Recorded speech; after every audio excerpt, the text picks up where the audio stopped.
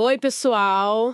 Vamos direto ao ponto hoje, mergulhando no capítulo 26 de Números. O cenário é bem específico, né? Israel tá ali acampado nas planícies de Moabe, do outro lado do Jordão, olhando para Jericó.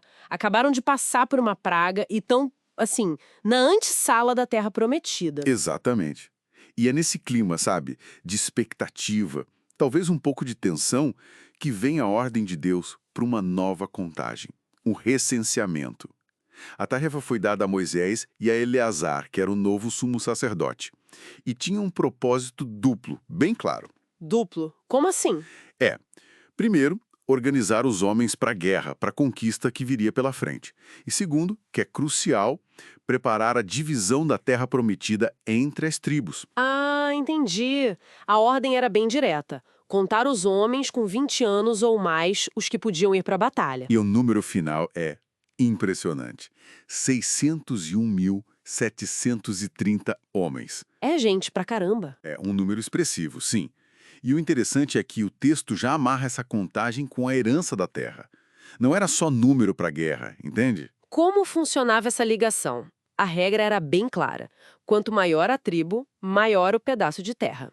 Proporcional. Então, por exemplo, Judá, que era a maior tribo com os 76.500 homens, receberia um território bem maior que Simeão, que tinha encolhido bastante, né? Estava com 22.200. Faz sentido. Mais gente, mais terra. Isso, mas tinha um detalhe.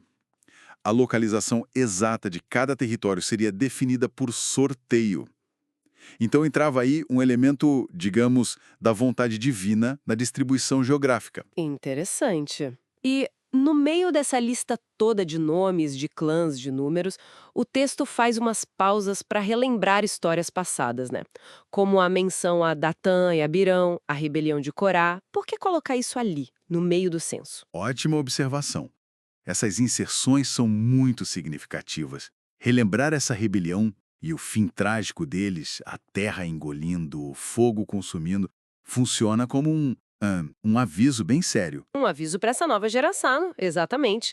É como se dissesse: olha, não esqueçam o que acontece quando vocês desafiam a liderança que Deus estabeleceu. É uma lição dura. E ao mesmo tempo tem um detalhe curioso. Diz que os filhos de Corá não morreram. Verdade. O que isso sugere? Sugere que o juízo de Deus, embora severo contra os rebeldes diretos, não necessariamente exterminava toda a família. Havia uma distinção ali. Entendi. E tem outra coisa que me chamou a atenção. Lá na tribo de Manassés, falam especificamente das filhas de Zelofiade. Um homem que só teve filhas, 5 mulheres. Num senso focado em homens e herança, isso parece significativo, né? Muito. É como plantar uma sementinha para uma questão que vai surgir com força mais para frente do livro. A questão do direito de herança das mulheres quando não há filhos homens. Mostra que o texto está atento a essas complexidades da vida real, né? Com certeza. E falando em grupos específicos, e os levitas? Eles também são contados, mas de um jeito diferente. Sim, os levitas são contados separadamente. O número deles é 23.000 homens, mas a contagem começa a partir de um mês de idade, não 20 anos como os outros. E eles não entram na divisão da terra, certo? Correto, porque a herança deles era outra. Era o próprio Senhor, o serviço no tabernáculo. Essa era a porção deles. E mesmo na contagem deles, tem uma nota triste, né? A lembrança de Nadab e Abiú, os filhos de Arão que morreram por oferecerem fogo estranho. Nossa, mais um lembrete sobre obediência. Pois é. Reforça essa necessidade de seguir à risca as instruções divinas, especialmente no serviço sagrado. Mas acho que o ponto mais, assim, impactante do capítulo tá lá no finalzinho, nos versículos 63 a 65. Quando compara esse censo com o primeiro, feito lá no Sinai, logo depois de saírem do Egito. A diferença é chocante. É chocante mesmo. A conclusão é direta. Nenhum homem daquela primeira geração contada no Sinai estava vivo agora. Nenhum deles. Exceto 2. Exatamente. Somente Caleb e Josué. Isso é a confirmação da palavra de Deus. Aquela geração que murmurou, que duvidou, que se rebelou lá Com atrás, certeza. se cumpriu a sentença. Pereceram todos durante os 40 anos no deserto. Então esse censo é mais do que números. É a prova de que uma geração inteira ficou para trás. É prova viva. Uma geração falhou e Deus levantou outra. Essa nova geração, que cresceu e foi formada no deserto, agora sim está pronta para herdar a promessa. É um recomeço, sabe?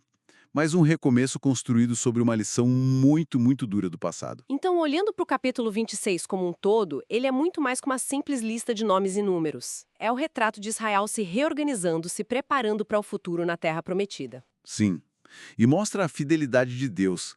Mesmo com a infidelidade da geração anterior, a promessa dele continua de pé para a próxima. E, ao mesmo tempo, carrega as marcas, as advertências das ações passadas, né? Sem dúvida. Isso nos deixa pensando, talvez, como é que um grupo, uma comunidade, lida com as falhas de quem veio antes, especialmente falhas tão grandes de uma geração inteira.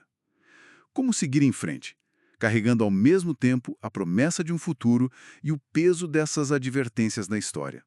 Fica essa tensão, né? Entre a herança que se recebe e a responsabilidade de não repetir os erros do passado. Uma reflexão profunda. Fica aí para o pessoal pensar também.